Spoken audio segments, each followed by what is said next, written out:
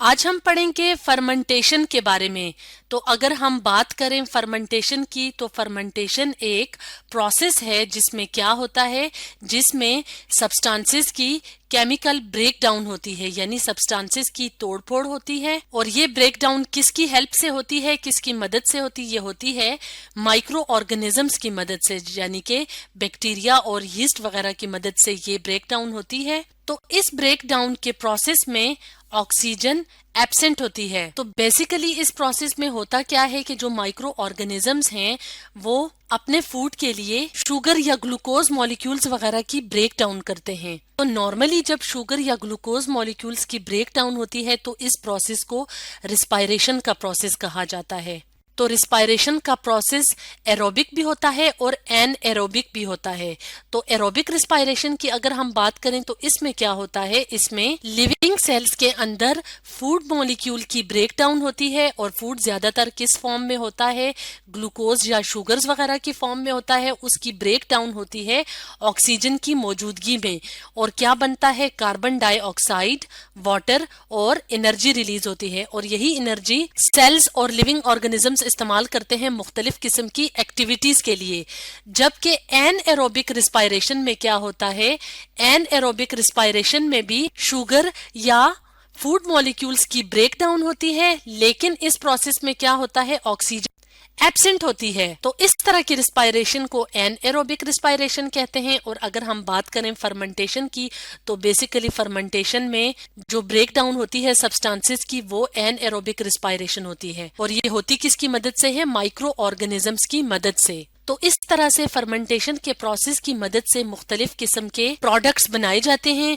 और वो अपरेटस जिसमें कि फर्मेंटेशन का प्रोसेस कैरी होता है तो उसको फर्मेंटर कहते हैं। तो फर्मेंटर इस तरह का अपरेटस होता है जो स्टेनलेस स्टील का बना होता है और इसके अंदर माइक्रो ऑर्गेनिजम्स को और उन सब्सटेंसेस को डालना होता है जिनकी ब्रेक डाउन होती है। यानी जो माइक्रो ऑर्गेनिजम्स हैं, जैसे यहाँ पे बैक्टीरियल कल्चर शो किया गया है, तो वो जब फीड करते हैं इन सब्सटेंसेस के ऊपर तो ऑटोमेटिकली वो उस सब्सटेंस की ब्रेक डाउन करते हैं और उसके नतीजे में प्रोडक्ट्स बनती हैं जिनको फर्मेंटेशन प्रोडक्ट कहा जाता है। तो इस तरह के जो फर्मेंटर्स होते हैं वो इंडस्ट्रीज वगैरह में इस्तेमाल किए जाते हैं ताकि ज्यादा तादाद में फर्मेंटेशन प्रोडक्ट्स बन सकें। वैसे तो नेचुरली भी फर्मेंटेशन का प्रोसेस होता है, लेकिन अगर हम कोई डिजायर्ड प्रोडक्ट्स वगैरह हासिल करना चाहते हैं तो उसके लिए हम इंडस्ट्रियल स्केल पे फर्मेंटर का इस्तेमाल करते हैं ताकि जो प्रोडक्ट है वो हमें ज्यादा क्वांटिटी में मिल सके। तो फर्मेंटेशन की जो प्रोडक्ट्स होती हैं वो हम अपनी डेली लाइफ में इस्तेमाल करते हैं। तो वो कौन कौन सी प्रोडक्ट्स होती हैं जो हमें मिलती हैं फर्मेंटेशन के प्रोसेस से? तो जैसे कि अगर हम बात करें ब्रेड प्रोडक्शन की, यानी जब डबल रोटी बनाई जाती है तो वो भी फर्मेंटेशन के प्रिंसिपल से बनाई जाती है। इसके अलावा योगर्ट यानी दही और पनीर वगैरह जिसे चीज कहा जाता है, इसके अलावा जो पिकल्स होते हैं, पिकल प्रोडक्शन जो होती है वो भी फर्मेंटेशन के प्रोसेस से की जाती है। तो इस तरह से हमारी डेली लाइफ में फर्मेंटेशन की काफी ज्यादा एप्लीकेशंस या फायदे हैं। तो अगर हम बात करें फर्मेंटेशन के प्रोसेस की कि इसमें बेसिक कौन कौन से स्टेप्स होते हैं, तो हम यहाँ पे इस डायग्राम की मदद से फर्मेंटेशन के प्रोसेस में जो बेसिक स्टेप्स होते हैं वो देख लेते हैं। तो इसमें क्या होता है कि माइक्रोबियल एक्टिविटी की मदद से, यानी जो माइक्रो ऑर्गेनिजम्स एक्टिविटी करते हैं यानी फूड की ब्रेक डाउन करते हैं, तो उसको माइक्रोबियल एक्टिविटी कहा जाता है।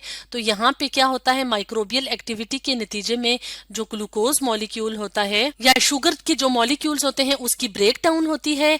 और ये ब्रेक डाउन क्यों होती है, क्योंकि जो माइक्रो ऑर्गेनिजम्स हैं वो अपने फूड के लिए ये एक्टिविटी करते हैं। तो इस तरह से क्या होगा कि जो ग्लूकोज के मॉलिक्यूल्स हैं वो माइक्रोबियल एक्टिविटी की वजह से ब्रेक डाउन हो जाएंगे यानी टूट जाएंगे। और इस प्रोसेस को क्या कहा जाता है, break down of glucose molecule को ग्लाइकोलिसिस कहा जाता है। तो ग्लूकोज का मॉलिक्यूल जो कि 6 कार्बन कंटेनिंग कंपाउंड होता है, यानी ग्लूकोज के एक मॉलिक्यूल में 6 कार्बन के एटम्स होते हैं, तो उसकी जब ब्रेक डाउन होती है तो वो तब्दील हो जाता है पायरुविक एसिड में।